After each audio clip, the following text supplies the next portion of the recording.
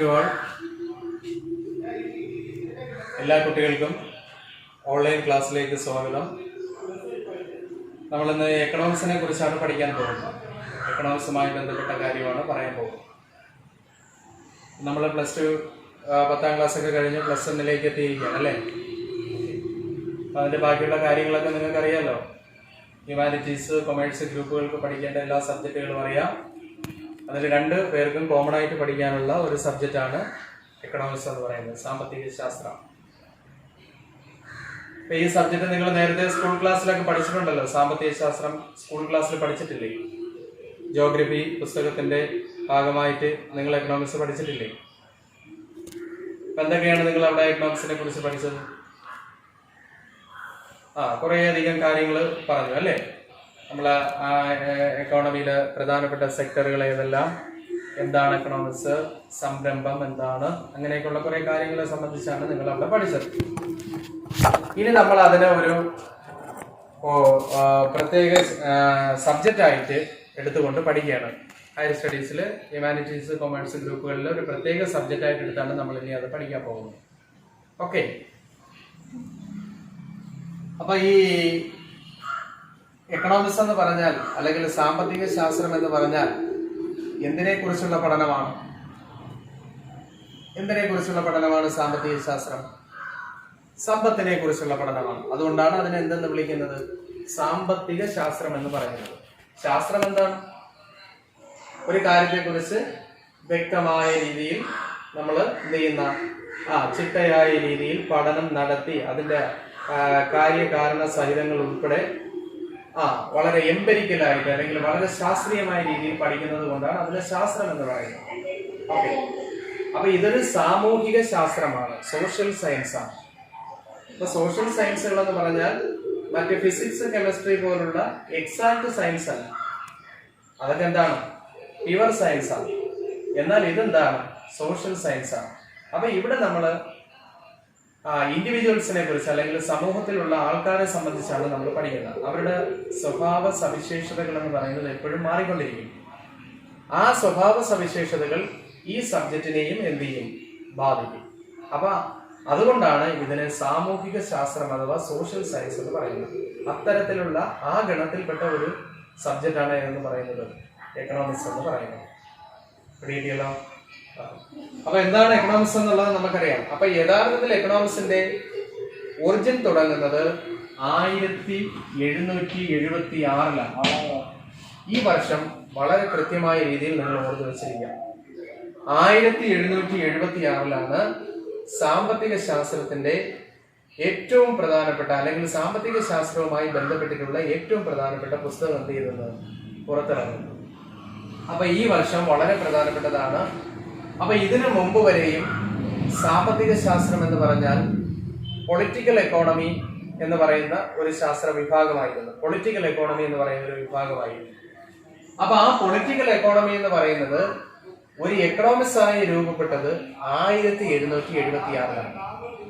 ഈ വർഷം അല്ലെങ്കിൽ ഈ വർഷത്തില് ആഡം സ്മിത്ത് എന്ന് പറയുന്ന സാമ്പത്തിക ശാസ്ത്രകാരൻ, ആരാണ്? ആഡം സ്മിത്ത് എന്ന് പറയുന്ന സാമ്പത്തിക ശാസ്ത്രകാരൻ ഒരു പ്രശസ്തമായ ഗ്രന്ഥം പുറത്തിറങ്ങി, അല്ലെങ്കിൽ ഒരു പബ്ലിക്കേഷൻ പുറത്തിറങ്ങി. ആ പബ്ലിക്കേഷൻ പുറത്തിറങ്ങിയതോട് കൂടിയിട്ടാണ് ഇത് ഒരു പ്രത്യേക വിഭാഗമായി നമ്മൾ എന്ത് ചെയ്തത്? അംഗീകരിച്ചത്. ആ പുസ്തകത്തിന്റെ പേരാണ് വെൽത്ത് ഓഫ് നേഷൻ. എന്താണ് പറയുക? എന്താണ് പുസ്തകത്തിന്റെ പേര്? Wealth of Nations.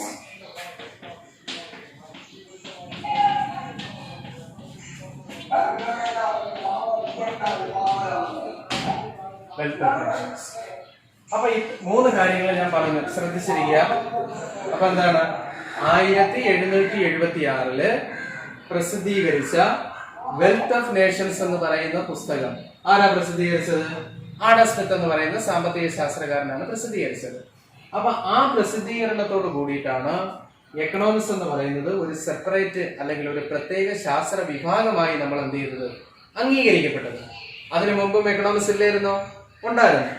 അന്നുള്ള എക്കണോമിക്സിനെ നമ്മൾ അറിയപ്പെടുന്ന പേരെന്തായിരുന്നു? പൊളിറ്റിക്കൽ എക്കോണമി എന്നായിരുന്നു. എന്താണ് അറിയപ്പെട്ടിരുന്നത്? പൊളിറ്റിക്കൽ എക്കോണമി എന്നാണ് അറിയപ്പെട്ടിരുന്നത്. എന്നാൽ പൊളിറ്റിക്കൽ എക്കോണമി മാറി എക്കണോമിക്സ് എന്ന് പറയുന്ന ശാസ്ത്ര വിഭാഗം പൂർണ്ണമായും രൂപപ്പെടുന്ന വർഷം ഏതാണ്? വർഷം പറയൂ, ഏതാണ്? 1776, 1776. ആ 1776 പുസ്തകം പബ്ലിഷ് ചെയ്ത ആരാണ്? പുസ്തകം പബ്ലിഷ് ചെയ്ത സാമ്പത്തിക ശാസ്ത്രകാരന്റെ പേരാരാണ്? Adam Smith. പുസ്തകത്തിന്റെ പേരെന്തിനാണ്? Wealth of nation. ഓക്കെ. അപ്പൊ ഈ പുസ്തകം പുറത്തിറങ്ങിയതോട് കൂടിയിട്ട് ആഡം സ്മിത്തിനെ നമ്മൾ ഫാദർ ഓഫ് എക്കണോമിക്സ് എന്നറിയപ്പെടുന്നു. എന്തെന്നറിയപ്പെടുന്നു? Father of economics. അപ്പൊ എക്കണോമിക്സിന്റെ ഫാദർ ആരാണ്, അല്ലെങ്കിൽ സാമ്പത്തിക ശാസ്ത്രത്തിന്റെ ഫാദർ ആരാണെന്ന് ചോദിച്ചാൽ ആരാണ്? ആഡം സ്മിത്ത് ആണ്. മറന്നു പോകില്ലല്ലോ. സാമ്പത്തിക ശാസ്ത്രത്തിന്റെ പിതാവ് ആരാണ്? ആഡം സ്മിത്ത് ആണ്. ഏത് വർഷമാണ് അദ്ദേഹത്തിന്റെ പുസ്തകം പുറത്തിറങ്ങിയത്? 1776. ഇനി അദ്ദേഹം കൊണ്ടുവന്ന പുസ്തകത്തിന്റെ പേരെന്താണ്? Wealth of Nations. ഇത്രയും നമ്മൾ അടിസ്ഥാനപരമായിട്ട് അറിഞ്ഞിരിക്കണം. ഓക്കെ. ഇനി നമ്മൾ പ്ലസ് വണ്ണിലേക്ക് നമ്മൾ വരുമ്പോൾ, അല്ലെങ്കിൽ പ്ലസ് വണ്ണിൽ നമ്മൾ പഠിക്കുന്ന സമയത്ത് നമ്മൾ 2 പുസ്തകങ്ങളാണ് പഠിക്കുന്നത്. എത്ര പുസ്തകങ്ങൾ പഠിക്കും? 2 പുസ്തകങ്ങൾ. ഒരു പുസ്തകം എന്ന് പറയുന്നത് ഇന്ത്യൻ എക്കോണമിയുമായി ബന്ധപ്പെട്ടിട്ടുള്ള പുസ്തകമാണ്. എന്തുമായി ബന്ധപ്പെട്ടതാണ്? ഇന്ത്യൻ എക്കോണമിയുമായി ബന്ധപ്പെട്ടതാണ്. നമ്മൾ ഇന്ത്യ എന്ന് പറയുന്ന രാജ്യത്തിന്റെ സമ്പദ് വ്യവസ്ഥയുമായി ബന്ധപ്പെട്ടിട്ടുള്ള ഒരു പുസ്തകം. രണ്ടാമത്തെ പുസ്തകത്തിന്റെ പേര് economics four statistics. Economics four statistics അല്ലെങ്കിൽ സ്റ്റാറ്റിസ്റ്റിക്സ് ഫോർ എക്കണോമിക്സ് എന്ന് പറയും. എക്കണോമിക്സിന് വേണ്ടിയിട്ടുള്ള സ്റ്റാറ്റിസ്റ്റിക്സ്. അതാണ് രണ്ടാമത്തെ പുസ്തകത്തിന്റെ പേര്. ആദ്യത്തെ പുസ്തകത്തിന്റെ പേര് എന്തിനാണ്? Indian economy. രണ്ടാമത്തെ പുസ്തകത്തിന്റെ പേര് എന്തിനാണ്? Statistics four economics. എന്തിനാണ്? പറയൂ. Statistics four economics. അപ്പൊ നമുക്ക് എത്ര പുസ്തകങ്ങളാണ് പ്ലസ് വണ്ണിൽ പഠിക്കാനുള്ളത്? 2 പുസ്തകങ്ങളാണ് പഠിക്കാനുള്ളത്. പക്ഷെ പരീക്ഷ 2 അല്ല, പരീക്ഷ 1 ആണ്. ആ പരീക്ഷ ഏത് സബ്ജക്റ്റ് ആയിട്ടാണ് നമ്മൾ പഠിക്കുന്നത്? എക്കണോമിക്സ് ആയിട്ടാണ് പഠിക്കുന്നത്. സ്റ്റാറ്റിസ്റ്റിക്സ് പഠിക്കുമെങ്കിലും അത് എക്കണോമിക്സ് എന്ന് പറഞ്ഞ് തന്നെ എന്ത് ചെയ്യുന്നു? പരീക്ഷയ്ക്ക് ചോദിക്കുന്നു. ഓക്കെ. എത്ര മാർക്കിനാണ് പരീക്ഷ എഴുതണേന്ന് അറിയോ? പ്ലസ് വണ്ണിൽ എത്ര മാർക്കിനാണ് നിങ്ങൾ പരീക്ഷ എഴുതുന്നത്? എത്ര മാർക്കിനാണ് പരീക്ഷ എഴുതുന്നത് സ്കൂളില്? അറിയോ? ഒരു സബ്ജക്റ്റ് മൊത്തത്തിൽ എത്ര മാർക്കാണെന്ന് അറിയോ? 100 മാർക്കാണ്. എത്ര മാർക്ക്? 100 മാർക്ക്. അതിൽ എത്ര മാർക്കാണ് നിങ്ങൾ പരീക്ഷ എഴുതി മേടിക്കണേന്ന് അറിയാമോ? 80 മാർക്ക്. എത്ര മാർക്കാണ്? 80 മാർക്ക്. ഇനി ബാക്കി എത്ര മാർക്കുണ്ട്? ബാക്കി എത്ര ഉണ്ട്? 20 നിങ്ങൾ സ്കൂളിലുള്ള പ്രവർത്തനങ്ങളുടെ അടിസ്ഥാനത്തിൽ നിങ്ങൾക്ക് തരുന്ന മാർക്കാണ്. നിങ്ങൾ 10ാം ക്ലാസ്സിലൊക്കെ അങ്ങനെ മാർക്ക് കിട്ടിയില്ലേ? കിട്ടി. അപ്പൊ അങ്ങനെ വരുന്ന മാർക്കാണ്. അപ്പൊ അങ്ങനെ 80ഉം 20 എത്ര മാർക്ക്? 100 മാർക്ക്. അപ്പൊ 100 മാർക്കിനാണ് എന്ത് ചെയ്യുന്നത്? നമ്മൾ പരീക്ഷ എഴുതുന്നത്. ഇവിടെ കിട്ടിയാ? ഫസ്റ്റ് ഇയർ എത്ര മാർക്ക്? ഫസ്റ്റ് ഇയറിൽ നമുക്ക് എത്ര മാർക്ക്? ടോട്ടൽ എത്ര മാർക്കാണെന്ന് അറിയോ? 600 മാർക്ക്. സെക്കൻഡ് ഇയർ എത്ര മാർക്ക്? 600 മാർക്ക്. അങ്ങനെ മൊത്തം നമുക്ക് പ്ലസ് 2 റിസൾട്ട് വരുന്ന എത്ര മാർക്കിനാണെന്ന് അറിയോ? 1200 അല്ലേ? അപ്പൊ 1200 മാർക്കില് നമ്മൾ പരമാവധി മാർക്ക് എന്ത് ചെയ്യുക? ഫസ്റ്റ് ഇയറും സെക്കൻഡ് ഇയറും കൊണ്ട് സ്കോർ ചെയ്യുക. എന്നാലേ നമുക്ക് അടുത്ത പഠനത്തിന് എന്ത് ചെയ്യാൻ പറ്റൂ? അപ്ലൈ ചെയ്യാൻ പറ്റും. അഡ്മിഷനൊക്കെ ഭയങ്കര ടൈറ്റാണ്. ഭയങ്കര ടൈറ്റ് ആകുമ്പോഴത്തേക്ക് നമ്മൾ എന്ത് ചെയ്യണം? മാർക്ക് ഉണ്ടെങ്കിൽ മാത്രമേ നമുക്ക് തുടർ പഠനങ്ങൾ എന്ത് ചെയ്യത്തുള്ളൂ? നടക്കത്തുള്ളൂ. അപ്പൊ നന്നായിട്ട് പഠിക്കുക കേട്ടോ. പറയുന്ന കാര്യങ്ങളൊക്കെ ഉൾക്കൊണ്ട് നന്നായിട്ട് പഠിക്കുക. അപ്പൊ നമ്മൾ പറഞ്ഞു എക്കണോമിക്സിന്റെ ഫാദർ ആരാണ്? ഒന്നുകൂടെ പറയൂ. ഫാദർ ആരാണ്? Adam Smith. അദ്ദേഹത്തിന്റെ പുസ്തകം പുറത്തിറങ്ങിയ വർഷം ഏതാണ്? 1776. പുസ്തകത്തിന്റെ പേരെന്താണ്? Wealth of Nations. മറന്നു പോകില്ലല്ലോ. അവസാനം ഒരു എസ്സൂടെ ഉണ്ട് കേട്ടോ. വെൽത്ത് ഓഫ് നേഷൻസ് എന്നാണ് പറയുന്നത്. നേഷൻ അല്ല, വെൽത്ത് ഓഫ് നേഷൻസ്. കിട്ടിയല്ലോ. ഓക്കെ. ഇനി അടുത്ത നമ്മുടെ പുസ്തകത്തില് ഇന്ത്യൻ എക്കോണമി എന്ന് പറഞ്ഞു. ആ ഇന്ത്യൻ എക്കോണമിയിൽ നമുക്ക് 10 യൂണിറ്റുകളാണ് പഠിക്കാനുള്ളത്. എത്ര എണ്ണമാണ്? 10 പ്ലസ്. ഇനി ഒരു പുസ്തകം കൂടെ സാർ പറഞ്ഞല്ലോ. ഏതാണ്?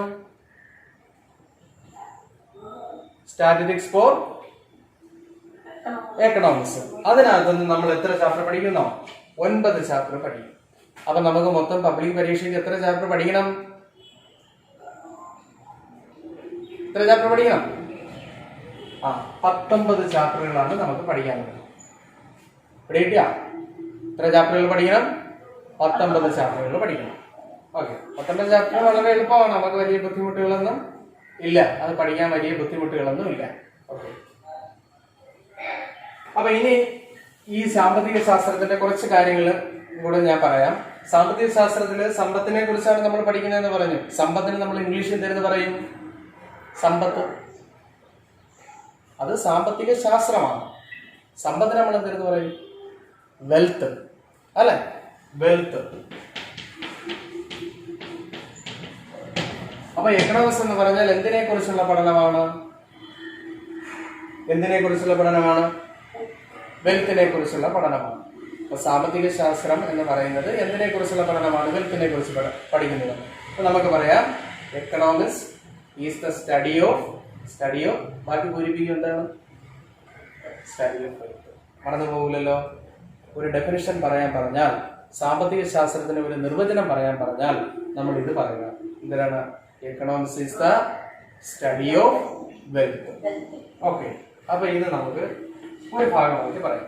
ഇനി വെൽത്തിനെ കുറിച്ച് മാത്രമാണോ നമ്മൾ അതിനകത്ത് പ്രതിപാദിക്കുന്നത്? വെൽത്ത് മാത്രമാണോ പ്രതിപാദിക്കുന്നത്? അല്ല. പിന്നെ എന്തൊക്കെ ഉണ്ട്? സാധനങ്ങളുണ്ട്, സേവനങ്ങളുണ്ട്. അതിനെക്കുറിച്ച് നമ്മൾ സാമ്പത്തിക ശാസ്ത്രത്തിൽ പ്രതിപാദിക്കുന്നില്ലേ? സാധനങ്ങൾക്ക് നമ്മൾ ഇംഗ്ലീഷിൽ എന്തെന്ന് പറയും? ഇംഗ്ലീഷിൽ എന്തെന്ന് പറയും? അറിയോ? ഉൽപ്പന്നങ്ങൾ, സാധനങ്ങൾ, അതിന് പറയുന്ന പേരാണ് ഗുഡ്സ്. ഇതിലാണ് ഗുഡ്സ്. ഗുഡ്സ്. സേവനങ്ങൾക്ക് നമ്മൾ ഇംഗ്ലീഷിൽ എന്തെന്ന് പറയും? പറയൂ. ആദ്യം സർവീസസ്. ഇതിലാണ് സർവീസസ്. അപ്പൊ എന്തിനെയൊക്കെ കുറിച്ചാണ് നമ്മൾ പഠിക്കുന്നത്? സാധനങ്ങളെ കുറിച്ചും സേവനങ്ങളെ കുറിച്ചും. Goods and service. അപ്പൊ നമ്മൾ പറയുന്നു, economics is the study of goods and services. രണ്ട് ഡെഫിനിഷൻ മനസ്സിലായോ? രണ്ട് നിർവചനം മനസ്സിലായോ? ഒന്നെന്തിനാണ്? വെൽത്ത്. Very good. രണ്ടാമത്തെ എന്തിനാണ്? Goods and services. സാധനങ്ങളെ കുറിച്ചും സേവനങ്ങളെ കുറിച്ചും പഠിക്കുന്നു. അപ്പൊ ഈ രണ്ട് കാര്യങ്ങളായിരുന്നു 1776 നമ്മള് സാമ്പത്തിക ശാസ്ത്രവുമായി ബന്ധപ്പെട്ട് പറഞ്ഞിരുന്നത്.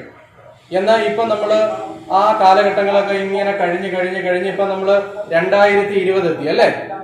അപ്പൊ നമ്മളൊരു മോഡേൺ വേൾഡിലാണ് താമസിക്കുന്നത്. അപ്പൊ ഇപ്പോ എക്കണോമിക്സ് എന്ന് പറഞ്ഞാൽ അത് വെൽത്തിനെ കുറിച്ചോ ഗുഡ്സ് ആൻഡ് സർവീസസിനെ കുറിച്ചോ മാത്രമല്ല എന്ത് ചെയ്യുന്നത്? പ്രതിപാദിക്കുന്നത്. മറ്റു കാര്യങ്ങൾ കൂടി എന്ത് ചെയ്യുന്നുണ്ട്? സാമ്പത്തിക ശാസ്ത്രത്തിനകത്ത് വരുന്നുണ്ട്. അത് ഏതൊക്കെയാണെന്നുള്ളത് പറയട്ടെ. അതിൽ ഒന്നാമത്തത് നമ്മൾ പറയുന്നത്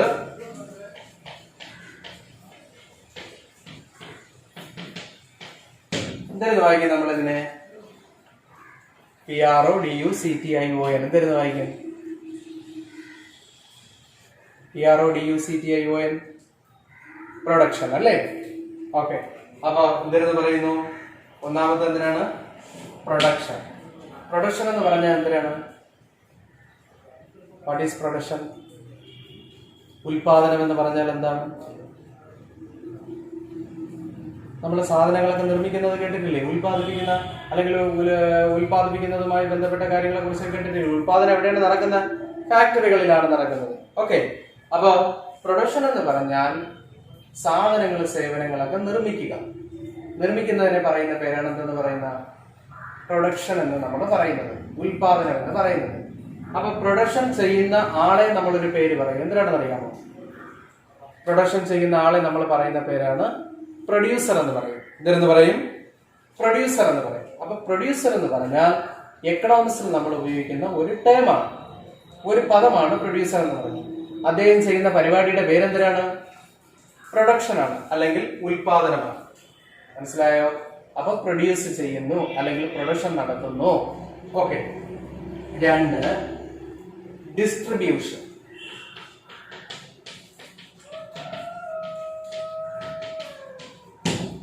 രണ്ടാമത്തെ എന്തിനാണ്? ഡിസ്ട്രിബ്യൂഷൻ. ഡിസ്ട്രിബ്യൂഷൻ എന്ന് പറഞ്ഞാൽ എന്താണ്? വിതരണം ചെയ്യുക. ഉൽപ്പാദിപ്പിച്ച സാധനങ്ങൾ ഫാക്ടറിയിൽ വെച്ചിരുന്നാൽ മതിയോ? അല്ല, അത് ജനങ്ങൾക്ക് എന്ത് ചെയ്യണം? എത്തിച്ചു കൊടുക്കണം. അല്ലെങ്കിൽ കൺസ്യൂമേഴ്സിന് എന്ത് ചെയ്യണം? എത്തിച്ചു കൊടുക്കണം. ഉപഭോക്താക്കൾക്ക് എത്തിച്ചു കൊടുക്കണം.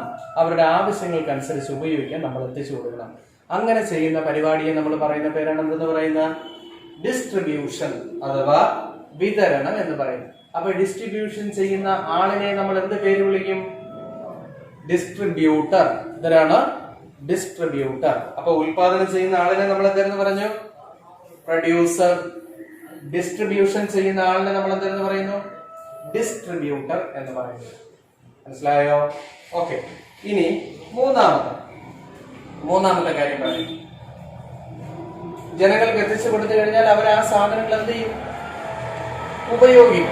അങ്ങനെ ഉപയോഗിക്കുന്നതിനെ നമ്മൾ പറയുന്ന പേരാണ് കൺസംഷൻ എന്ന് പറയും. ഇതെന്ന് പറയും കൺസംഷൻ.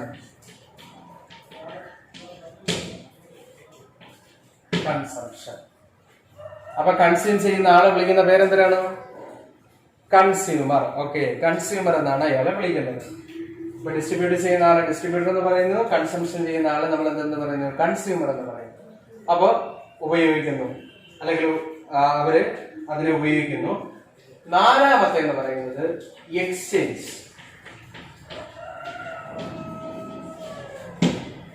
എക്സ്ചേഞ്ച് എന്ന് പറഞ്ഞാൽ എന്താണെന്ന് അറിയാമോ? വിനിമയം. ഓക്കെ. അപ്പൊ വിനിമയം എന്ന് പറഞ്ഞാൽ എന്താണ്? അതായത് ഒരു രാജ്യത്തിന്റെ കറൻസിയെ മറ്റു രാജ്യത്തിന്റെ കറൻസിയുമായി മാറ്റുന്ന, അല്ലെങ്കിൽ മറ്റു രാജ്യത്തിന്റെ കറൻസിയിലേക്ക് മാറ്റുന്നതിനെയൊക്കെ പറയുന്ന പേരാണ് എന്തെന്ന് പറയുന്നത്? വിനിമയം എന്ന് പറയുന്നത്. ഇതിനെ സംബന്ധിച്ച് നമുക്ക് 2ാം വർഷം ഒരു ചാപ്റ്റർ പഠിക്കാനുണ്ട്. എക്സ്ചേഞ്ചിനെ സംബന്ധിച്ചൊക്കെ നമുക്ക് 2ാം വർഷം ഒരു ചാപ്റ്റർ പഠിക്കാനുണ്ട്. അപ്പൊ നമ്മളെ ഇപ്പോഴത്തെ സമ്പദ് വ്യവസ്ഥകൾ എന്ന് പറയുന്നത്, നമ്മളെ ഇന്ത്യൻ എക്കോണമി ആയാലും, അമേരിക്കൻ സമ്പദ് വ്യവസ്ഥ ആയാലും, ചൈന സമ്പദ് വ്യവസ്ഥ ആയാലും, നേപ്പാൾ സമ്പദ് വ്യവസ്ഥ ആയാലും, അല്ലെങ്കിൽ മറ്റു രാജ്യത്തിന്റെ ഏത് തരത്തിലുള്ള സമ്പദ് വ്യവസ്ഥകളായാലും ആ രാജ്യങ്ങൾ മറ്റ് രാജ്യങ്ങളുമായിട്ട് എന്ത് ചെയ്യുന്നുണ്ട്? സാമ്പത്തിക പ്രവർത്തനങ്ങളിൽ ഏർപ്പെടുന്നുണ്ട്. ശരിയല്ലേ? ഇപ്പൊ ഇന്ത്യ എന്ന് പറയുന്ന രാജ്യത്ത് ആവശ്യമായ സാധനങ്ങൾ മൊത്തവും നമ്മൾ ഇന്ത്യയിലാണോ ഉൽപ്പാദിപ്പിക്കുന്നത്? അല്ല, അത് മറ്റു രാജ്യങ്ങളിൽ ഉൽപ്പാദിപ്പിക്കുന്ന സാധനങ്ങൾ കൂടി നമ്മുടെ രാജ്യത്തേക്ക് എന്ത് ചെയ്യുന്നുണ്ട്? വരുന്നുണ്ട്. ഇപ്പൊ ഒരു രാജ്യത്തിന്റെ കുറെ അധികം ഉൽപ്പന്നങ്ങളൊക്കെ നമ്മൾ നിരോധിച്ചല്ലോ ഈ അടുത്ത കാലത്ത്. ഏത് രാജ്യത്തിന്റെയാണ്? ചൈനയുടെ കുറെ അധികം ഉൽപ്പന്നങ്ങളൊക്കെ നമ്മൾ എന്ത് ചെയ്തു? നിരോധിച്ചു. എന്ന് പറഞ്ഞാൽ ലോകത്ത് മൊത്തം രാജ്യങ്ങളുടെ കാര്യങ്ങളാണോ നമ്മൾ നിരോധിച്ചത്? അല്ല, ആ ഒരു രാജ്യത്തിന്റെ ചില ഇടപെടലുകൾ, അല്ലെങ്കിൽ ചൈനയുടെ അമിതമായിട്ടുള്ള ചില ഇടപെടലുകളുടെ അടിസ്ഥാനത്തിലാണ് അത് ചെയ്തത്. ഓക്കെ, അത് നിങ്ങൾ പത്രങ്ങളിലൂടെയൊക്കെ അറിഞ്ഞിട്ടുള്ള കാര്യമാണ്.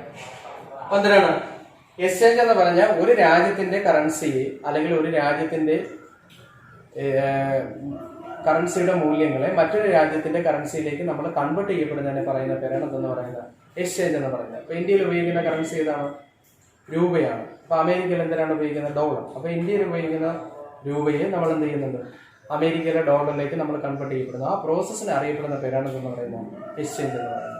അപ്പൊ ഇത്രയും കാര്യങ്ങൾ കൂടി നമ്മൾ എന്ത് ചെയ്യുന്നുണ്ട്? എക്കണോമിക്സില് പഠന വിധേയമാക്കുന്നുണ്ട്, പഠിക്കുന്നുണ്ട്. എന്ന് പറഞ്ഞാൽ വെൽത്തിനെ കുറിച്ചോ ഗുഡ്സ് ആൻഡ് സർവീസസിനെ കുറിച്ചോ മാത്രമല്ല നമ്മളെ സമ്പദ് വ്യവസ്ഥ എന്ത് ചെയ്യുന്നത്? പ്രതിപാദിക്കുന്നത്. മറിച്ച് ഈ കാര്യങ്ങൾ കൂടി നമ്മുടെ സമ്പദ് വ്യവസ്ഥ എന്ത് ചെയ്യുന്നുണ്ട്? പ്രതിപാദിക്കുന്നുണ്ട്. അപ്പൊ economics is the study of production, distribution, consumption, exchange. എന്തിനാണ്? പറയൂ. Economics is the study of production, distribution, consumption, exchange.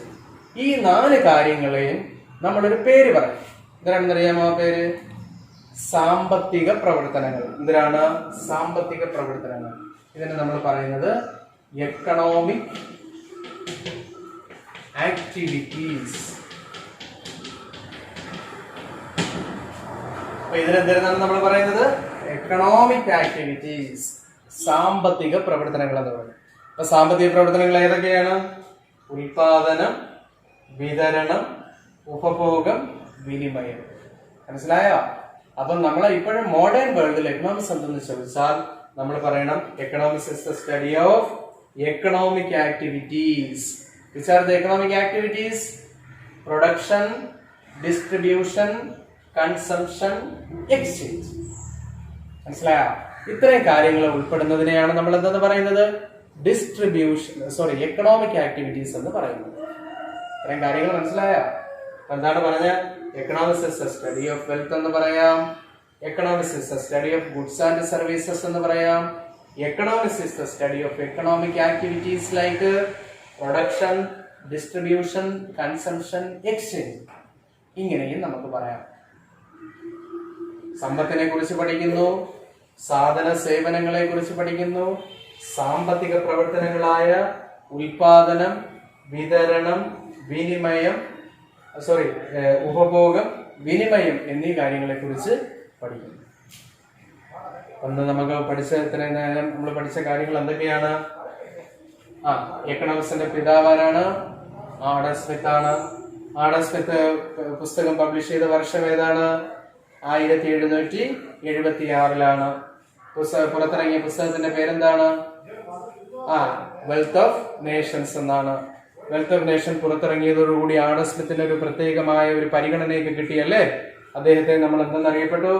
Father of economics എന്ന പേരിൽ അറിയപ്പെട്ടു. എക്കണോമിക്സിന്റെ പിതാവാരാണ്? ആഡം സ്മിത്ത് ആണ്. ഈ കാലഘട്ടത്തിന് മുമ്പ് വരെയും നമ്മുടെ സമ്പദ് വ്യവസ്ഥയെ വിളിച്ചിരുന്ന പേരെന്താണ്? പൊളിറ്റിക്കൽ എക്കോണമി എന്നാണ് വിളിച്ചിരുന്നത്. ഇനി എക്കണോമിക്സ് എന്തിനെയൊക്കെ കുറിച്ച് പഠിക്കുന്നു?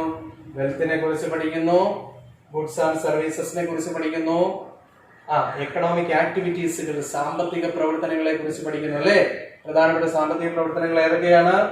ഉൽപാദനം, വിതരണം, വിനിമയം, ഉപഭോഗം, വിനിമയം. എങ്ങനെയൊക്കെയാണ്? ഉൽപാദനം, വിതരണം, ഉപഭോഗം, വിനിമയം എന്നീ കാര്യങ്ങളെ കുറിച്ച് എന്ത് പഠിക്കുന്നു? സാമ്പത്തിക ശാസ്ത്രം പഠിക്കുന്നു. ഇത്രയും കാര്യങ്ങൾ മനസ്സിലായോ? പിടികിട്ടിയോ? അപ്പൊ നമുക്ക് എങ്ങനെയൊക്കെ പറയാം? Adam Smith is the father of economics. Adam Smith is the father of economics. Adam Smith published his famous text in the year 1776. The name of that text is Wealth of Nation. പുസ്തകത്തിന്റെ പേരെന്താണ്? Wealth of Nation. Economics is a study of wealth, goods and services and economic activities. Which are the economic activities? The economic activities are production, distribution, consumption, exchange. ഇത്രയും കാര്യങ്ങൾ മനസ്സിലായോ? Okay. ഇനി അടുത്ത നമ്മൾ പറയുന്നത് ഒന്ന് നോട്ട് ചെയ്ത് വെച്ചോളാം. എന്നൊരു കാരണവശാലും നിങ്ങൾ മറന്നു പോകരുത്. ഇതൊക്കെ വളരെ പ്രധാനപ്പെട്ട കാര്യങ്ങളാണ് എക്കണോമിക്സിനെ സംബന്ധിച്ച്. ഈ വർഷം ഈ അദ്ദേഹത്തിന്റെ പേര്, പുസ്തകം എല്ലാം വളരെ പ്രധാനപ്പെട്ടതാണ്. എക്കണോമിക് ആക്ടിവിറ്റീസുകൾ അതൊക്കെ വളരെ പ്രധാനപ്പെട്ടതാണ്. ഓക്കെ.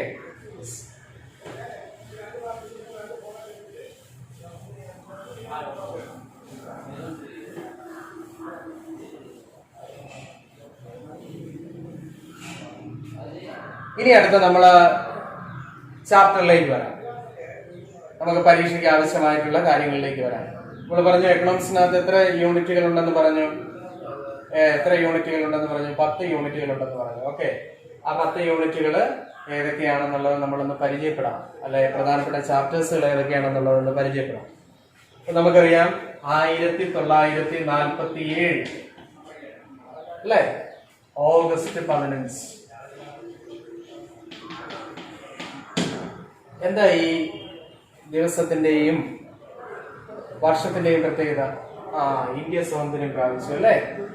ആരെ കയ്യിൽ നിന്ന് സ്വാതന്ത്ര്യം പ്രാപിച്ചത്? അപ്പൊ ഇന്ത്യ ആരോ പിടിച്ചടക്കി വെച്ചിരുന്നല്ലേ നമ്മൾ അതിൽ നിന്ന് മനസ്സിലാക്കാനുള്ളത്. അപ്പൊ ആരാണ് ഇന്ത്യയെ പിടിച്ചടക്കി വെച്ചിരുന്നത്? ബ്രിട്ടീഷുകാർ. ഓക്കെ, ബ്രിട്ടീഷുകാർ. അപ്പൊ ബ്രിട്ടന്റെ കയ്യിൽ നിന്നും ഇന്ത്യ സ്വാതന്ത്ര്യം പ്രാപിച്ചതെന്നാണ് 1947. ഇനി എന്താണ് ബ്രിട്ടീഷുകാർ ഇവിടെ വന്നതെന്നറിയാമോ? AD 1600 ആദ്യം വ്യാപാര പ്രവർത്തനങ്ങൾക്ക് വേണ്ടിയിട്ടാണ് ഇന്ത്യയിൽ വന്നിരുന്നത് അല്ലെ. അതിനുശേഷം 1857 ഒന്നാം സ്വാതന്ത്ര്യ സമരം നടക്കുന്നു. ഇന്ത്യയിലെ ഒന്നാം സ്വാതന്ത്ര്യ സമരം നടക്കുന്നു. ആ സ്വാതന്ത്ര്യ സമരത്തോട് കൂടിയിട്ട് പൂർണ്ണമായിട്ടും ഇന്ത്യ ആരുടെ അധീനതയിലാകുന്നു? ബ്രിട്ടന്റെ അധീനതയിലാകുന്നു അല്ലെ. പിന്നെ നമ്മൾ അത് മുതൽ ഏകദേശം 1947 വരെയും നമ്മൾ കാണുന്നത് എന്തിനാണ്? ഇന്ത്യൻ സമ്പദ് വ്യവസ്ഥ എന്ന് പറയുന്നത് പൂർണ്ണമായിട്ടും ആരുടെ കയ്യിലാണ്? ബ്രിട്ടീഷുകാരുടെ കയ്യിലാണ്. അപ്പൊ ഇതിനെ ഈ ബ്രിട്ടീഷുകാരുടെ കയ്യിലായി ഈ സമ്പദ് വ്യവസ്ഥയെ സംബന്ധിച്ചിട്ടുള്ള പഠനമാണ് നമ്മൾ ഒന്നാമത്തെ യൂണിറ്റിനകത്ത് ഉൾപ്പെടുത്തിയിരിക്കുന്നത്. അതായത് Indian economy on the eve of independence എന്നാണ് ആ ചാപ്റ്ററിന് നമ്മൾ കൊടുത്തിരിക്കുന്ന പേര്. ഇന്ത്യൻ സമ്പദ് വ്യവസ്ഥ സ്വാതന്ത്ര്യ ലബ്ധിക്കാലത്ത്. അതാണ് എക്കണോമിക്സിനകത്ത് നമ്മൾ ആദ്യം പഠിക്കുന്ന ചാപ്റ്റർ. ഇന്ത്യൻ സമ്പദ് വ്യവസ്ഥ സ്വാതന്ത്ര്യ ലബ്ധിക്കാലത്ത് ഒന്നാമത്തെ ചാപ്റ്റർ അതാണ്. പിന്നെ രണ്ടാമത്തെ ചാപ്റ്റർ എന്ന് പറഞ്ഞാൽ നമ്മൾ 1947 ഓഗസ്റ്റ് 15 നമുക്ക് സ്വാതന്ത്ര്യം കിട്ടിയെന്ന് പറഞ്ഞു. അങ്ങനെ 1950 ജനുവരി 26 മറ്റൊരു സംഭവം നടന്നു. എന്താണ്? നമ്മൾ പഠിച്ചിട്ടുള്ളതാണ്. ഇന്ത്യ റിപ്പബ്ലിക് ആയി. അപ്പൊ റിപ്പബ്ലിക് ആയപ്പോഴത്തേക്ക് നമ്മൾ ഇവിടെ ഭരണവ്യവസ്ഥ നിലവിൽ വന്നു, അല്ലെ? ഇന്ത്യയിൽ ഭരണവ്യവസ്ഥ നിലവിൽ വന്നു. അങ്ങനെ 1950 മുതൽ 1990 വരെ നമ്മൾ ഇന്ത്യൻ സമ്പദ് വ്യവസ്ഥ പരിശോധിച്ച് നോക്കിയാൽ അവിടെ എല്ലാ മേഖലയിലും ഗവൺമെന്റിന്റെ ശക്തമായ ഇടപെടലുകൾ ഉണ്ടായി. മനസ്സിലായോ? ഗവൺമെന്റിന്റെ ശക്തമായ ഇടപെടൽ, എല്ലാ മേഖലയിലും ഗവൺമെന്റിന്റെ ശക്തമായ ഇടപെടൽ ഉണ്ടായി. അപ്പോൾ അതുവരെയുള്ള സമ്പദ് വ്യവസ്ഥയെ ബേസ് ചെയ്തിട്ടുള്ള രണ്ടാമത്തെ യൂണിറ്റ് എന്ന് പറഞ്ഞാൽ ഇന്ത്യൻ സമ്പദ് വ്യവസ്ഥ 1950 മുതൽ 1990 വരെ. എന്ന് മുതൽ ഇന്ത്യൻ എക്കോണമി 1950 to 1990, 1990 വരെ. ഓക്കെ, അതാണ് രണ്ടാമത്തെ യൂണിറ്റ് എന്ന് പറയുന്നത്, എക്കണോമിക്സിലെ രണ്ടാമത്തെ യൂണിറ്റ്. ഇനി മൂന്നാമത്തെ യൂണിറ്റ് എന്ന് പറഞ്ഞാൽ 1991 ശേഷം, അതായത് 90 കഴിഞ്ഞ് 91, 92 ഈ രണ്ട് കാലയളവുകളിൽ നമ്മളെ ഇന്ത്യൻ സമ്പദ് വ്യവസ്ഥയിൽ ഭയങ്കരമായ ഒരു മാറ്റം ഉണ്ടായി. ഇന്ത്യൻ സമ്പദ് വ്യവസ്ഥയിൽ അതുവരെ ഉണ്ടായിരുന്ന വ്യവസ്ഥകളെല്ലാം തന്നെ മാറ്റിക്കൊണ്ട് ഒരു പുതിയ വ്യവസ്ഥ രൂപപ്പെട്ടു 1991, 92 കാലഘട്ടങ്ങളിൽ. അന്ന് ഇന്ത്യയുടെ പ്രധാനമന്ത്രി ആരാണെന്നറിയാമോ? അന്ന് ഇന്ത്യയുടെ പ്രധാനമന്ത്രി നരസിംഹറാവു എന്ന് പറയുന്ന ആളാണ്. അന്ന് ഇന്ത്യയുടെ പ്രധാനമന്ത്രിയായിരുന്ന നരസിംഹറാവു. അദ്ദേഹത്തിന്റെ മന്ത്രിസഭയിൽ ധനകാര്യ വകുപ്പ് കൈകാര്യം ചെയ്തിരുന്ന ഒരു മന്ത്രിയുണ്ട്. അദ്ദേഹം ഇന്ത്യയുടെ കോൺഗ്രസിന്റെ ഒരു നേതാവാണ്. ഇന്ത്യയുടെ 10 വർഷക്കാലം ഇന്ത്യയുടെ പ്രധാനമന്ത്രിയൊക്കെ ആയിരുന്ന ഒരു വ്യക്തിയാണ്. ആരാണ്? മൻമോഹൻ സിംഗ്, ഡോക്ടർ മൻമോഹൻ സിംഗ്. അപ്പൊ അദ്ദേഹത്തിന്റെ ഫിനാൻസ് മിനിസ്റ്റർ ആയിരുന്നു, അല്ലെങ്കിൽ സാമ്പത്തിക വകുപ്പ് മന്ത്രിയായിരുന്നു ഈ മൻമോഹൻ സിംഗ്. അവര് രണ്ടുപേരും കൂടി ചേർന്ന് നടപ്പിലാക്കി ഇന്ത്യൻ സമ്പദ് വ്യവസ്ഥയിൽ നടപ്പിലാക്കിയ ഒരു പോളിസി. ആ പോളിസിയെ നമ്മൾ പറയുന്ന പേര് LPG എന്നാണ്. LPG എന്ന് പറഞ്ഞാൽ എന്തിനാണ്? ലിക്വിഫൈഡ് പെട്രോളിയം ഗ്യാസ് അല്ല. LPG എന്ന് പറഞ്ഞാൽ ലിബറലൈസേഷൻ, പ്രൈവറ്റൈസേഷൻ, ഗ്ലോബലൈസേഷൻ.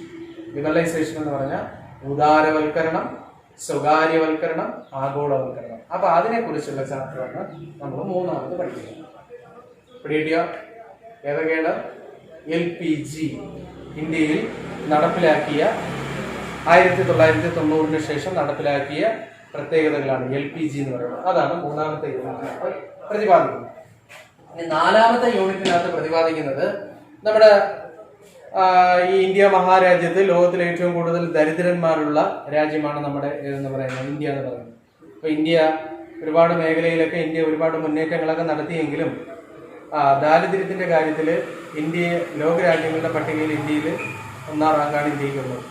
പല കാര്യത്തിലും നമുക്ക് എന്ത് ചെയ്തില്ല, സ്വയം പര്യാപ്തതയൊക്കെ കൈവരിച്ചു എന്ന് നമ്മൾ അവകാശപ്പെടുന്നെങ്കിൽ പോലും പല കാര്യങ്ങളിലും നമുക്ക് അങ്ങനെ എത്താനൊന്നും പറ്റിയിട്ടില്ല. അപ്പൊ ഇന്ത്യയിൽ ചില കോമൺ ആയിട്ടുള്ള ചില കാര്യങ്ങളുണ്ട്. അപ്പോ അതിലെ ഒരു പ്രധാനപ്പെട്ട പ്രത്യേകതയും നമ്മൾ എക്കണോമിക്സിനകത്ത് ഡിസ്കസ് ചെയ്യപ്പെടുന്ന ഒരു പ്രധാനപ്പെട്ട പ്രത്യേകതയാണ്. അതിനെ ബേസ് ചെയ്തിട്ടുള്ള ഒരു ചാപ്റ്റർ ഉണ്ട്. അതിന്റെ പേരാണ് പോവർട്ടി എന്ന് പറയും. പോവർട്ടി. ഇതിനാണ് പോവർട്ടി. അപ്പൊ നാലാമത്തെ യൂണിറ്റ് എന്തിനെ കുറിച്ചാണ് പ്രതിപാദിക്കുന്നത്? പോവർട്ടിയെ കുറിച്ചാണ് പ്രതിപാദിക്കുന്നത്. ഇതെല്ലാം വളരെ രസകരമായിട്ടുള്ള യൂണിറ്റുകളാണ്. ആ ചാപ്റ്ററിന്റെ ഓരോ ഇൻട്രൊഡക്ഷൻ അല്ലെങ്കിൽ ഓരോ യൂണിറ്റുകൾ എന്തൊക്കെയാണെന്നുള്ളതാണ് ഞാൻ ഈ പറയുന്നത്. ഓരോ ചാപ്റ്റർ എന്താണെന്നാണ് ഈ പറയുന്നത്. അപ്പൊ നാലാമത്തെ ചാപ്റ്റർ പോവർട്ടിയെ കുറിച്ച് പറയുന്നു. ഇനി 5ാമത്തെ ചാപ്റ്റർ എന്ന് പറഞ്ഞാൽ ഹ്യൂമൻ ക്യാപിറ്റൽ ഫോർമേഷൻ എന്ന് പറയുന്ന ഒരു കാര്യത്തെ കുറിച്ച്. സാധാരണ വലിപ്പത്തിൽ 7ാം സ്ഥാനവും ജനസംഖ്യയുടെ കാര്യത്തിൽ 2ാം സ്ഥാനമുള്ള രാജ്യമാണ് നമ്മുടെ ഇന്ത്യ എന്ന് പറയുന്ന രാജ്യം, അല്ലെ? ജനസംഖ്യയുടെ കാര്യത്തിൽ എത്രാം സ്ഥാനമാണ്? 2ാം സ്ഥാനമാണ്. 1ാം സ്ഥാനത്ത് നിൽക്കുന്ന രാജ്യം ഏതാണ്? ഓക്കെ, ചൈനയാണ്. ആ ചൈനയൊക്കെ നമ്മൾ വരും വർഷങ്ങളിൽ ഓവർടേക്ക് ചെയ്ത് ലോകത്തിലെ ഏറ്റവും നമ്പർ 1 പോപ്പുലേറ്റഡ് ആയ ഒരു രാജ്യമായി ആര് മാറും? നമ്മുടെ ഇന്ത്യ എന്ന് പറയുന്ന രാജ്യം എന്ത് ചെയ്യും? മാറും. അപ്പൊ അങ്ങനെ നമ്മുടെ രാജ്യത്തെ ഏറ്റവും സുലഭമായ റിസോഴ്സ് എന്ന് പറയുന്ന, വിഭവം എന്ന് പറയുന്ന ലേബറാണ്. ആ ലേബറിനെ ബേസ് ചെയ്തിട്ടുള്ള ചാപ്റ്ററാണ് human capital formation in India എന്ന് പറയുന്നത്. ഇന്ത്യയിൽ മനുഷ്യ മൂലധന സ്വരൂപണങ്ങൾ എപ്രകാരമാണ് നടക്കുന്നത് എന്നതാണ് അഞ്ചാമത്തെ ചാപ്റ്റർ. ഇനി ആറാമത്തെ യൂണിറ്റ് എന്ന് പറഞ്ഞാൽ നമ്മളെ ഗ്രാമീണ മേഖലകൾ വികസിക്കുന്നതുമായി ബന്ധപ്പെട്ടിട്ടുള്ള ഒരു ചാപ്റ്ററാണ്. അതായത് റൂറൽ ഡെവലപ്മെന്റ് എന്ന് പറയുന്നത്. ഗ്രാമങ്ങളൊക്കെ വികസനം പ്രാപിക്കണം, അല്ലെങ്കിൽ ഗ്രാമങ്ങളിലാണ് വികസനമുള്ളത്. The real development is based on grass root level എന്നൊക്കെ നമ്മളെ മഹാത്മാഗാന്ധി പറഞ്ഞതായിട്ടൊക്കെ നമ്മൾ പല പുസ്തകങ്ങളിലൊക്കെ വായിക്കും. അപ്പൊ നിങ്ങൾ വായിച്ചിട്ടില്ലെങ്കിലും പിന്നീടൊക്കെ ഏതെങ്കിലുമൊക്കെ പുസ്തകങ്ങളൊക്കെ നോക്കുമ്പോഴത്തേക്ക് വായിക്കും. അപ്പൊ ഗ്രാമങ്ങൾ വികസിക്കണം എന്ന് പറയുന്നത് ആരുടെ കോൺസെപ്റ്റ് ആയിരുന്നു? ഗാന്ധിജിയുടെ കോൺസെപ്റ്റ് ആയിരുന്നു. അപ്പൊ അതിനെ ബേസ് ചെയ്തിട്ടുള്ള ഒരു ചാപ്റ്ററാണ് റൂറൽ ഡെവലപ്മെന്റ്. ഇനി ഏഴാമത്തെ എന്ന് പറയുന്നത് നമ്മളെ തൊഴിൽ മേഖലകളുമായി ബന്ധപ്പെട്ടിട്ടുള്ള ചാപ്റ്ററാണ് എംപ്ലോയ്മെന്റ് എന്ന് പറയും. എംപ്ലോയ്മെന്റ് ഗ്രോത്ത് ആൻഡ് പെർസ്പെക്റ്റീവ്, അതായത് തൊഴിൽ മേഖലകളെ സംബന്ധിച്ചിട്ടുള്ള ചാപ്റ്റർ. എട്ടാമത്തെ എന്ന് പറയുന്നത് നമ്മളെ രാജ്യത്തിന്റെ അടിസ്ഥാന സൗകര്യങ്ങൾ. പറയാം, നമ്മുടെ രാജ്യത്ത്, ഇന്ത്യ മഹാരാജ്യത്ത് റോഡുണ്ട്, റെയിൽവേ ഉണ്ട്, അല്ലെങ്കിൽ ഡാമുകളുണ്ട്, കൃഷി ഏരിയകളുണ്ട്, ഇലക്ട്രിസിറ്റി ഉണ്ട്, എനർജി ഉണ്ട് എന്നൊക്കെ നമ്മൾ പറയുമ്പോഴത്തേക്ക് അത് എന്താണ്? നമ്മളെ അടിസ്ഥാന സൗകര്യമാണ്. നമ്മളെ വീട്ടിൽ ഫ്രിഡ്ജുണ്ട്, ഇലക്ട്രിസിറ്റി ഉണ്ട്, അതുപോലുള്ള മറ്റു കാര്യങ്ങളെന്നൊക്കെ പറഞ്ഞാൽ ഇതൊക്കെ എല്ലാം മനുഷ്യനെ സംബന്ധിച്ച് അടിസ്ഥാനപരമായിട്ടുള്ള കാര്യങ്ങളാണ്, അല്ലെ?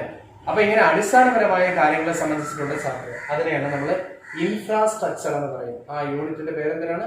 ഇൻഫ്രാസ്ട്രക്ചർ. അടിസ്ഥാന സൗകര്യങ്ങൾക്ക് നമ്മൾ ഇംഗ്ലീഷിൽ പറയുന്ന പേരാണ് ഇൻഫ്രാസ്ട്രക്ചർ. അതിനെ കുറച്ചുകൂടെ അതിനെ സിംപ്ലിഫൈ ചെയ്ത് പറഞ്ഞു കഴിഞ്ഞാൽ നമ്മൾ പറയും ബേസിക് ഫെസിലിറ്റീസ് എന്ന് പറയും. അതിനെ ബേസ് ചെയ്തിട്ടുള്ള ചാപ്റ്റർ. ഒൻപതാമത്തെ യൂണിറ്റ് എന്ന് പറയുന്നത് നമ്മളെ എൻവയോൺമെന്റുമായി ബന്ധപ്പെട്ടിട്ടുള്ള കാര്യങ്ങൾ. അപ്പം നമ്മുടെ രാജ്യത്ത് ഒരുപാട് പ്രൊഡക്ഷനും കാര്യങ്ങളൊക്കെ നടക്കണം, അല്ലേ? ഉൽപാദന യൂണിറ്റുകളൊക്കെ നമ്മൾ സെറ്റപ്പ് ചെയ്യുമ്പോൾ പ്രകൃതിയെ കൂടി നമ്മൾ എന്ത് ചെയ്യണം? പരിഗണിക്കണം. അല്ലെങ്കിൽ നമ്മുടെ എക്കോളജിക്കൽ ബാലൻസ് ഒക്കെ തെറ്റിപ്പോകും. അപ്പൊ എക്കോളജിക്കൽ ബാലൻസ് ഒക്കെ തെറ്റിപ്പോയി കഴിഞ്ഞാൽ മനുഷ്യന് നിലനിൽക്കാൻ പറ്റാത്തൊരു സാഹചര്യം ഉണ്ടാവും, അല്ലെ? പ്രകൃതിയിൽ ഇപ്പൊ തന്നെ നമുക്ക് കഴിഞ്ഞ വർഷങ്ങളൊക്കെ തന്നെ ഭയങ്കര ചൂട്, പിന്നെ മഴയൊന്നും കിട്ടാറില്ല, അങ്ങനെയൊക്കെയുള്ള ഒരുപാട് പ്രശ്നങ്ങൾ വന്നു. എന്നാൽ മഴ വന്നു കഴിഞ്ഞാൽ അമിതമായി ഭയങ്കരമായിട്ടുള്ള മഴ വന്ന് വെള്ളപ്പൊക്കങ്ങൾ, അതുപോലുള്ള വലിയ വലിയ പ്രശ്നങ്ങൾ ഉണ്ടാകുന്നു. പിന്നെ ജനങ്ങൾക്ക് ശ്വസിക്കാനുള്ള ശുദ്ധമായ വായു പോലും കിട്ടാത്ത സാഹചര്യങ്ങൾ ഉണ്ടാകുന്നു. അങ്ങനെയൊക്കെയുള്ള ഒരുപാട് പ്രശ്നങ്ങൾ ഉണ്ടാവും. അപ്പൊ അതിനെയൊക്കെ ക്ലിയർ ചെയ്തുകൊണ്ട് അവരെയും കൂടി പരിഗണിച്ചുകൊണ്ടുള്ളൊരു വ്യവസ്ഥ, അങ്ങനെ ഒരു ചാപ്റ്റർ, അതായത് എൻവയോൺമെന്റ് ആൻഡ് സസ്റ്റൈനബിൾ ഡെവലപ്മെന്റ് എന്ന് പറയും. സസ്റ്റൈനബിൾ ഡെവലപ്മെന്റ് എന്ന് പറഞ്ഞാൽ സുസ്ഥിര വികസനം എന്നാണ്. ഓക്കെ. ഇനി പത്താമത്തെ യൂണിറ്റ് എന്ന് പറയുന്നത് ഇന്ത്യയും അയൽ രാജ്യങ്ങളും തമ്മിലുള്ള ബന്ധം. അപ്പൊ നമ്മുടെ ഏറ്റവും പ്രധാനപ്പെട്ട അയൽ രാജ്യങ്ങളാണ്, ഏറ്റവും പ്രധാനപ്പെട്ട രണ്ട് അയൽ രാജ്യങ്ങളാണ്, ഒന്ന് പാകിസ്ഥാനും മറ്റൊന്ന് ചൈനയും. മനസ്സിലായോ? ചൈനീസ് ഉൽപ്പന്നങ്ങളൊക്കെ നമ്മൾ ഈ അടുത്താണ് നിരോധിച്ചത്. അപ്പോൾ എന്നാലും നമ്മളെ ഏറ്റവും അടുത്ത രാജ്യമാണ് ഏതെന്ന് പറയുന്നത്?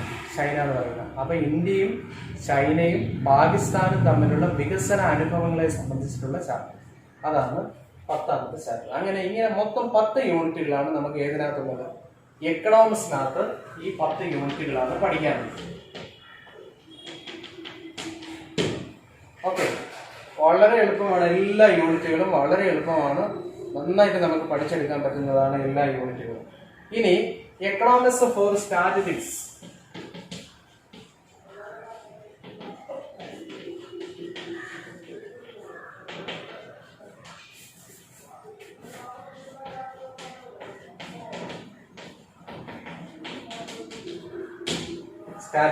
സ്റ്റാറ്റിസ്റ്റിക്സിന്റെ സ്പെല്ലിംഗ് ഒക്കെ ശ്രദ്ധിച്ചോളാം.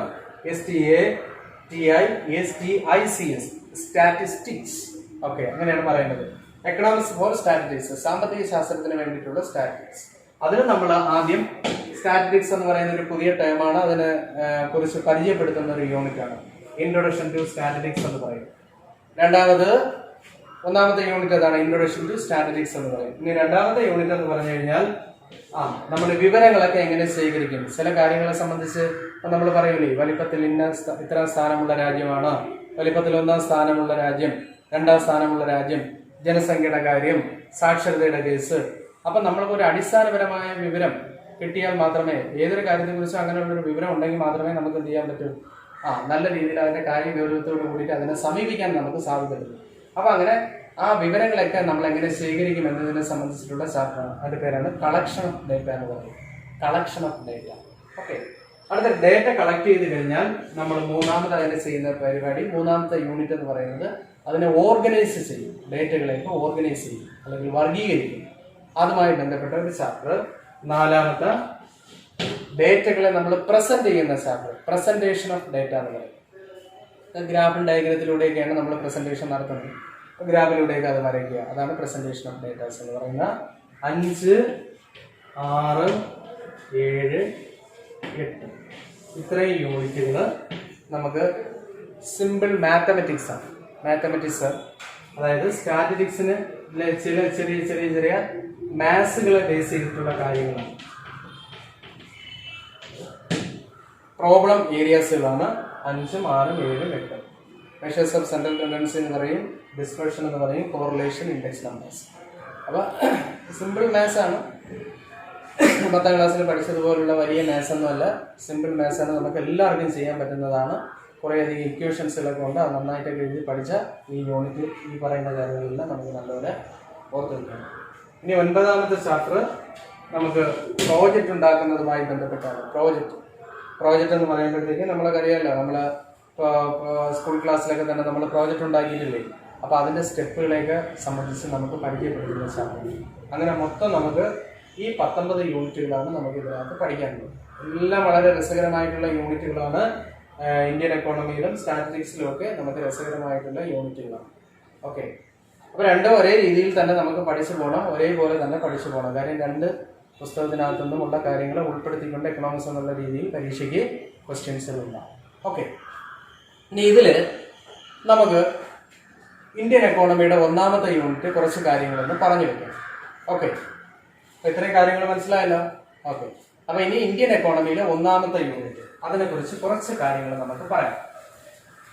1ാമത്തെ യൂണിറ്റ് എന്താണ് പറഞ്ഞത്? നമ്മൾ ഇന്ത്യൻ എക്കോണമിയിലെ അല്ലെങ്കിൽ എക്കണോമിക്സിലെ 1ാമത്തെ unit Indian economy on the eve of independence. അതാണ് ചാപ്റ്ററിന്റെ പേര്. Indian economy on the eve of independence.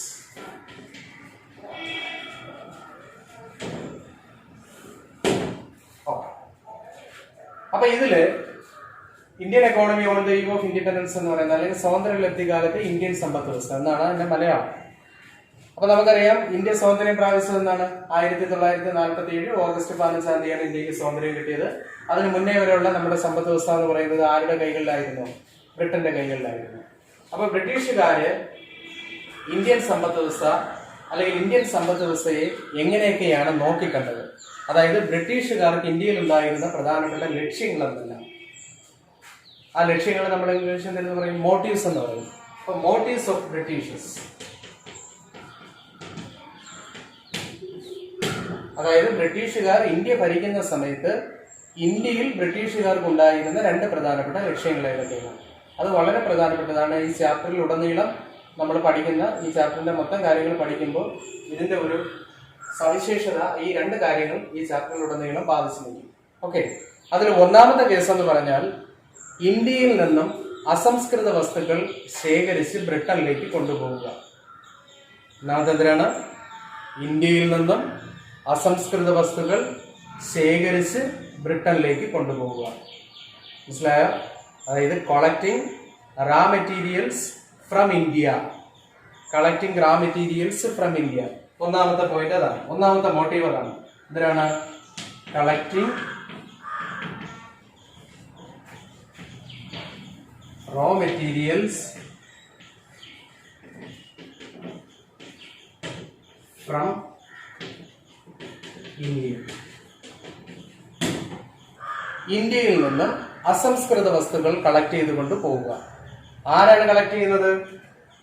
ബ്രിട്ടീഷുകാരാണ് collect ചെയ്യുന്നത്. കളക്ട് ചെയ്ത് എങ്ങോട്ടാണ് കൊണ്ടുപോകുന്നത്?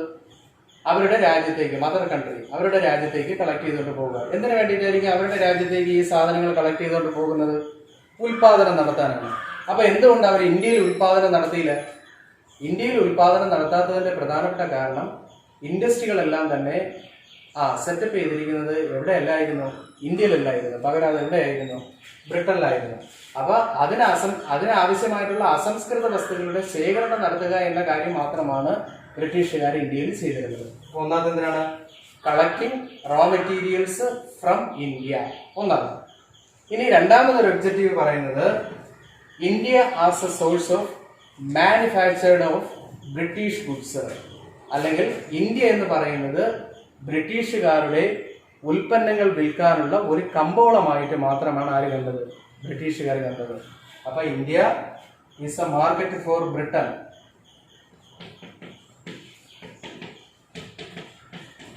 Is A market four British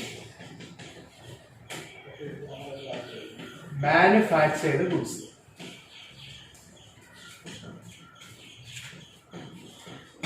ബ്രിട്ടീഷുകാരുടെ ഉൽപ്പന്നങ്ങൾ വിൽക്കാൻ ആവശ്യമായ മാർക്കറ്റായിട്ടാണ് ആരെ കണ്ടത്? ഇന്ത്യക്കാരെ കണ്ടത്. അപ്പൊ ഈ രണ്ട് ഒബ്ജക്റ്റീവ്സുകൾ മറന്നു പോകരുത്. ഈ ചാപ്റ്ററിലുടനീളം നമ്മൾ കാണുന്ന രണ്ട് പ്രധാനപ്പെട്ട ഒബ്ജക്റ്റീവ്സുകൾ കാണും.